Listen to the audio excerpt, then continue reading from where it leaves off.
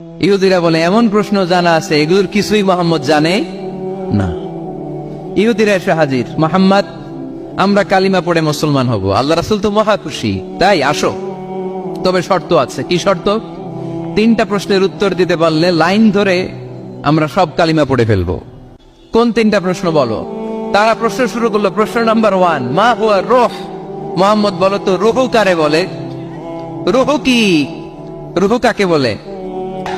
আমাদেরকে একলা ফেলে যখন রূহ চলে যায় দেয় কোনো নাড়াচাড়া নাই। ইহুদিরা বলল প্রথম প্রশ্ন রূহ কারে বলে বলো। 2 নাম্বার প্রশ্ন মান হুম আসহাবুল কাহাফ। আসহাবে কাহাফ সম্পর্কে কি জানো?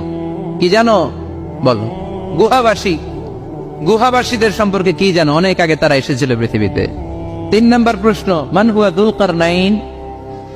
যুলকারনাইন সম্পর্কে কি জানো বলো। প্রশ্ন কয়টা? প্রথম প্রশ্ন কি সম্পর্কে?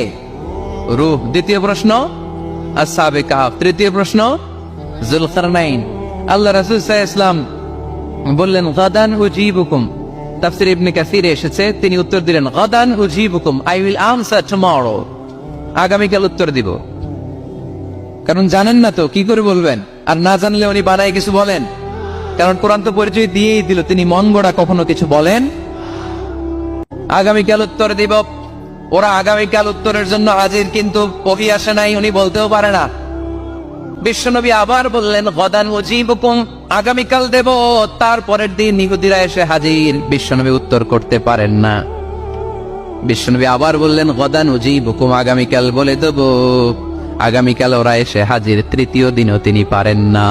এসে হাসাহাসি শুরু করছে, এই মক্কার লোকেরা দেখো, এই লোকটা এতদিন তোমাদেরকে ভুল বুঝাইছে। এই লোকটা এতদিন বলেছে তিনি নবী। তিনি যদি নবী হতো তিনি তো প্রশ্নের উত্তর করতে পারতো, পারে না কেন? পারে না কেন? এটাই প্রমাণ করে তিনি নবী নয়।